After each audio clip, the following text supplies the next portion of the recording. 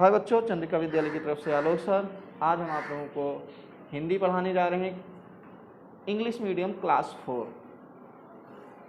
तो आपको फर्स्ट और सेकंड लेसन प्रीवियस वीडियो में अपडेट किया गया था। आज हम आप लोगों को थर्ड लेसन पढ़ाएंगे और ये थर्ड लेसन आप देख रहे हैं। थर्ड लेसन आपका क्या है? आपका तीसरा लेसन है, जैसा कि देख सकते हैं, जैसा सवाल वैसा जवाब। ठीक, आइए हम देखते हैं इस पार्ट लेसन में क्या बताया गया है। इस पाठ में बताया गया है कि बीरबल ने किस प्रकार अपनी चतुराई व सूझबूझ से ख्वाजा सरा के सवालों के जवाब दिए। जीवन में सफलता प्राप्त करने के लिए व्यक्ति को बुद्धिमान और सूझबूझ वाला होना चाहिए। हर एक व्यक्ति को जो सफलता प्राप्त करना चाहते हैं उनको कैसा होना चाहिए? बुद्धिमान होना चाहिए और सूझबूझ वाला होना चाहिए। बीरबल अपनी बुद्धिमत्ता और सूझबूझ के कारण ही बादशाह अकबर के चहेते बन गए। ठीक, ये अपनी हाजिर जवाबी के लिए प्रसिद्ध थे। ये बीरबल जो हैं ये किसके? बादशाह अकबर के चहेते बन गए थे और ये अपने हाजिर जवाबी के लिए ही प्रसिद्ध हैं। आइए हम लेसन को पढ़ते हैं। बादशाह अकबर ने अपने मंत्री बीरबल को बहुत प्रसन्न करता था। ठीक, बीरबल की बुद्धि के आगे बड़े बड़ों की भी कुछ नहीं चल पाती थी। इस कारण कुछ दरबारी बीरबल से जलते थे।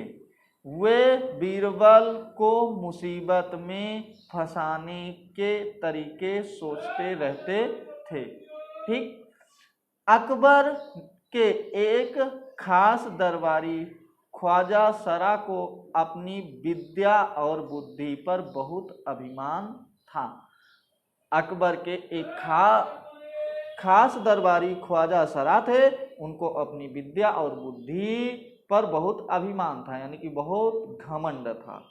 बीरबल को तो वे अपने सामने निरा बालक और मूर्ख समझते थे। वो बीरबल को अपने सामने मूर्ख समझते थे, लेकिन अपने ही मानने से तो कुछ नहीं होता।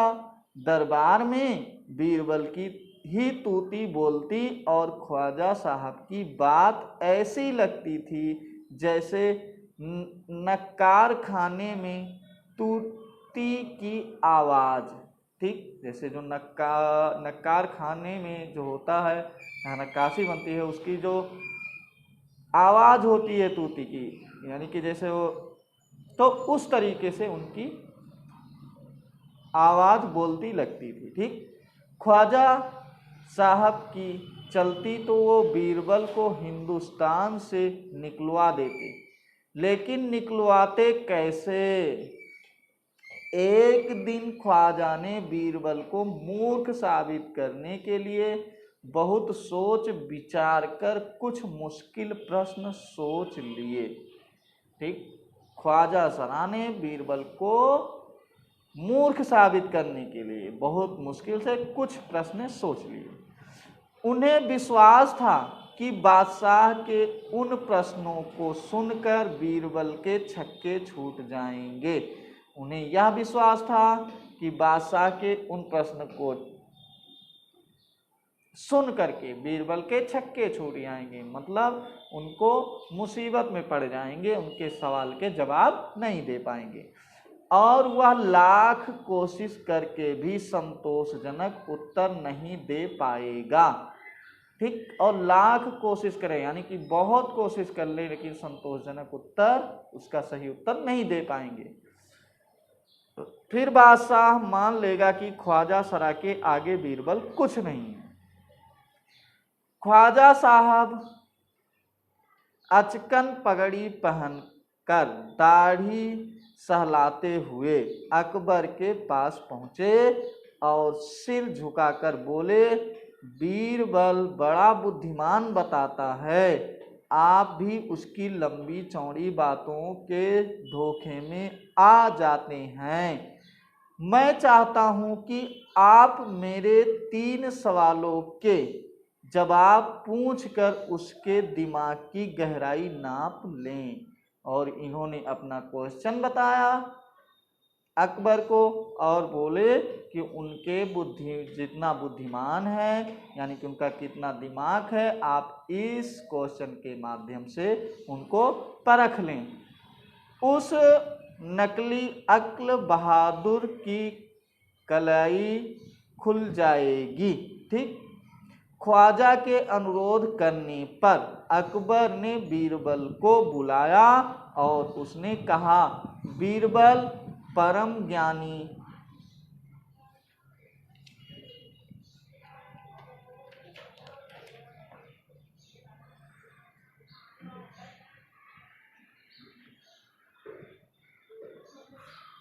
बीरबल परम ज्ञानी ख्वाजा साहब तुमसे 3 प्रश्न पूछना चाहते हैं, क्या तुम उनके उत्तर दे सकोगे? बीरबल बोले, जहां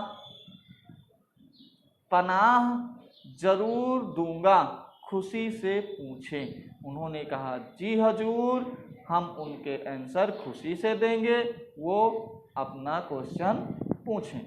ख्वाजा साहब ने अपने तीनों सवाल लिखकर बादशाह को दे दिए। अकबर ने बीरबल से ख्वाजा का पहला प्रश्न पूछा, संसार का केंद्र कहाँ है? ठीक। तो ख्वाजा का पहला प्रश्न क्या था? संसार का केंद्र कहाँ है? ठीक। बीरबल ने तुरंत जमीन पर अपनी छड़ी गाड़ कर उत्तर दिया, यही स्थान चारों ओर से दुनिया के बीचों बीच पड़ता है। और बीरबल ने क्या किया? तुरंत छड़ी गाड़ दिया और बताया कि यही है दुनिया का केंद्र। यदि ख्वाजा साहब को विश्वास ना हो तो वे फीते से सारी दुनिया को नापकर दिखा दें कि मेरी बात गलत है। अगर ख्वाजा साहब को यह विश्वास नहीं होता है कि यहाँ केंद्र है दुनिया का, तो ये सारी दुनिया को नाप कर बता दें कि यह उसका केंद्र नहीं है। अकबर ने दूसरा प्रश्न किया, आकाश में कितने तारे हैं? बीरबल ने एक भेड़ मंगवाकर कहा, इस भेड़ के शरीर में जितने बाल हैं उतने ही आसमान में तारे हैं। ख्वाजा साहब को इसमें संदेह हो तो वे बालों को गिनकर तारों की संख्या से तुलना कर लें। उसके बाद एक भेड़ बुलवाए और बोले कि इस भेड़ के जितने बाल हैं उतने आकाश में तारे हैं। अगर ख्वाजा साहब को ये गलत लगता है तो भेड़ के बाल और आकाश के तारों को गिन लें। अकबर ने तीसरा सवाल किया, संसार की आबादी कितनी है? बीरबल ने कहा, जहां पनाह संसार की आबादी पल पल घटती बढ़ती रहती है, क्योंकि हर पल लोगों का मरना जीना लगा ही रहता है। इसलिए यदि सभी लोगों को एक जगह इकट्ठा किया जाए तभी उनको गिनकर ठीक ठीक संख्या बताई जा सकती है। ठीक।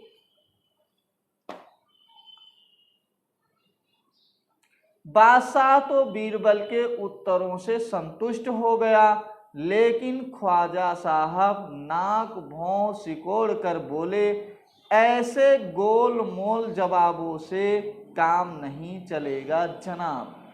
ऐसे गोल मोल सवालों से जवाब से काम नहीं चलेगा जनाब, यानी हुजूर। बीरबल बोले, ऐसे सवालों के ऐसे ही जवाब होते हैं, पहले मेरे सवालों को गलत साबित कीजिए तब आगे बढ़िए। तो उन्होंने ख्वाजा साहब को बोला कि ऐसे सवाल के ऐसे ही जवाब होते हैं, यदि आपको, ठीक है ना, ये गलत लग रहा है तो पहले इसको गलत साबित करो, तब उसके आगे हम बढ़ते हैं। ख्वाजा साहब ने फिर कुछ बोतलें नहीं बना।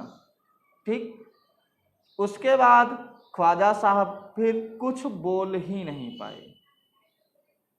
ठीक, इसी के साथ आपका ये लेसन समाप्त हो गया और इसका जो क्वेश्चन आंसर है वो आपको नेक्स्ट वीडियो में अपडेट किया जाएगा।